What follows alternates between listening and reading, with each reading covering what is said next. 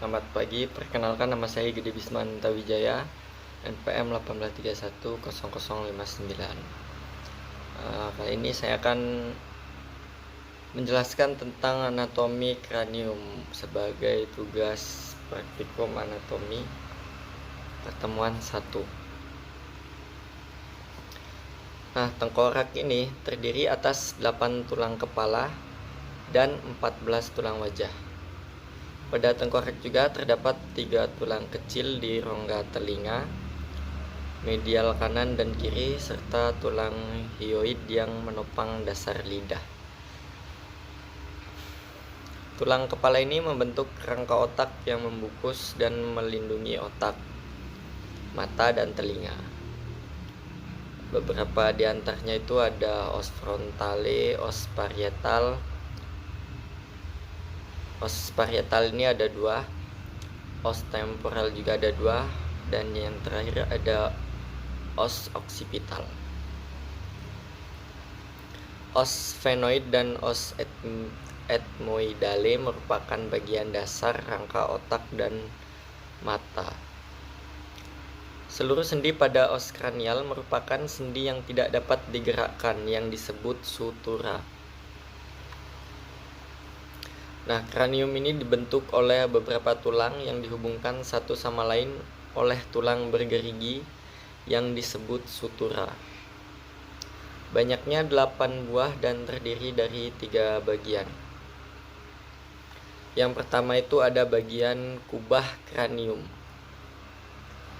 Itu ada beberapa tulang. Yang pertama ada tulang frontal. Tulang frontal ini membentuk dahi, langit-langit rongga nasal, dan langit-langit kantong mata. Tulang frontal pada tahap kehidupan embrio terbentuk menjadi 2 belahan yang pada masa anak-anak awal berfungsi dengan penuh. Tuberositas frontal adalah 2 tonjolan yang berbeda ukuran dan biasanya lebih besar pada tengkorak muda. Arcus superciliar adalah 2 lengkungan yang mencuat dan menyatu secara medial oleh suatu elevasi halus yang disebut glabella. Yang kedua ada tulang parietal. Tulang parietal ini membentuk sisi dan langit-langit kranium. Dia itu terdiri atas sutura sagittal, sutura koronal, dan sutura lamboidal. Sutura sagittal adalah sutura yang menyatukan tulang parietal kiri dan kanan, sedangkan sutura koronal menyambung tulang parietal ke tulang frontal. Sutura lamboidal ini menyambung tulang parietal ke tulang occipital. Yang ketiga ada tulang occipital. Tulang kepala belakang terletak di belakang kepala pada os occipital. Pada tulang occipital ini ada sebuah lubang yang cocok dengan lubang pada ruas tulang belakang yang disebut foramen magnum. Foramen magnum ini menghubungkan rongga kranial dengan rongga spinal. Tulang occipital membentuk bagian dasar dan bagian belakang kranium. Yang terakhir ada tulang temporal, itu membentuk dasar dan sisi kranium. Tadi kan ada kubah kranium itu. Yang kedua itu ada dasar tengkorak. Dasar tengkorak ini terdiri dari 2 bagian, yaitu tulang sphenoid atau tulang baji. Tulang ini terdapat di tengah dasar tengkorak. Bentuknya itu seperti kupu-kupu yang mempunyai 3 pasang sayap. Di bagian depan terdapat sebuah rongga yang disebut cavum sphenoidalis yang berhubungan dengan rongga hidung. Dan di bagian atasnya agak meninggi dan berbentuk seperti pelana yang disebut sella turcica, yaitu tempat letaknya kelenjar buntu. Bagian yang kedua itu ada os ethmoidal atau tulang tapis. Itu letaknya di sebelah depan dari os sphenoidal di antara lekuk mata. Dia itu terdiri dari tulang tipis yang tegak dan mendatar. Bagian yang mendatar mempunyai lubang-lubang kecil atau lempeng tapis, yaitu tempat lalunya saraf pensium ke hidung. Sedangkan bagian yang tegak di sebelah depannya membentuk sekat rongga hidung. Di samping dua tulang di atas dasar tengkorak ini dibentuk juga oleh bagian tulang-tulang lain, diantaranya tulang kepala belakang, tulang dahi, dan tulang pelipis. Adapun bentuk dari dasar tengkorak ini tidak rata, tapi mempunyai lekukan yang terdiri dari lekukan depan, tengah, dan belakang. Yang ketiga itu bagian temporal. Temporal ini dibentuk oleh tulang pelipis atau os temporal dan sebagian dasar tulang dahi, tulang ubun-ubun, dan tulang baji. Tulang pelipis terdapat di sebelah kiri kanan, samping, kepala, dan terbagi 3 bagian. Bagian pertama yaitu bagian tulang karang atau squamosa. Dia membentuk rongga-rongga yaitu rongga telinga tengah dan rongga telinga dalam. Yang kedua bagian tulang keras atau os petrosum yang menjorok ke bagian tulang pipi dan mempunyai taju yang disebut processus styloid. Yang terakhir ada bagian mastoid. Itu dia terdiri dari tulang yang mempunyai lubang-lubang halus, isinya udara dan mempunyai taju. Bentuknya seperti puting susu yang disebut processus mastoid.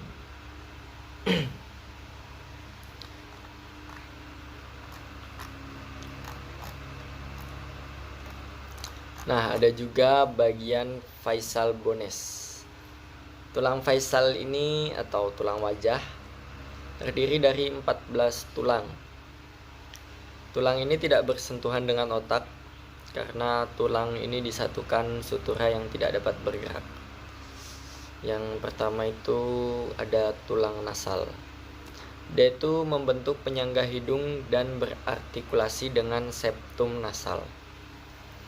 Tulang yang kedua adalah tulang palatum, membentuk bagian posterior langit-langit mulut atau langit-langit keras, bagian tulang orbital, dan bagian rongga nasal. Yang ketiga ada tulang zigomatik atau tulang malar, membentuk tonjolan pada tulang pipi. Setiap prosesus temporal berartikulasi dengan prosesus zigomatikus pada tulang temporal. Yang keempat ada tulang-tulang maksila membentuk rahang atas. Nah, tulang maksila ini memiliki beberapa prosesus. Yang pertama itu ada prosesus alveolar, dia mengandung soket gigi bagian atas. Yang kedua prosesus zigomatikus, memanjang keluar untuk bersatu dengan tepi infraorbital pada orbita. Foramen infraorbital memperforasi maksila di setiap sisi untuk mentransmisi saraf dan pembuluh darah ke wajah. Yang ketiga itu ada prosesus palatin. Dia membentuk bagian anterior pada langit-langit keras.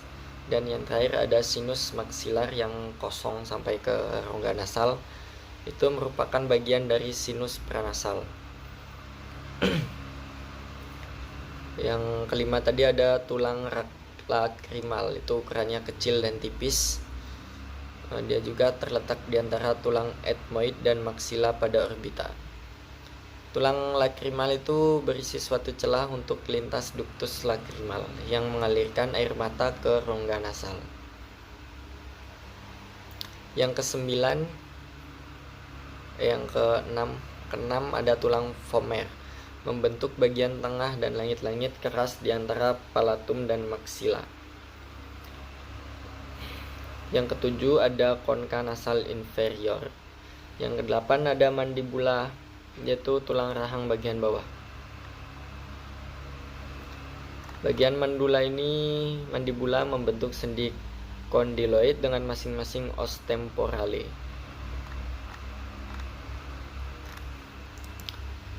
Nah, untuk klinisnya itu ada craniosynostoses. Nah, craniosynostoses ini adalah kondisi cacat lahir ketika ubun-ubun menutup lebih cepat. Akibatnya kepala bayi itu berkembangnya tidak normal dan bentuk kranial bayi itu tidak sempurna. Itu tanda dan gejalanya ubun-ubun atau bagian lunak tidak terasa. Terus dahi pada bayinya terlihat segitiga. Dan bentuk kepala bayinya itu lebih kecil daripada bayi seusianya. Sekian penjelasan dari saya. Terima kasih. Selamat pagi.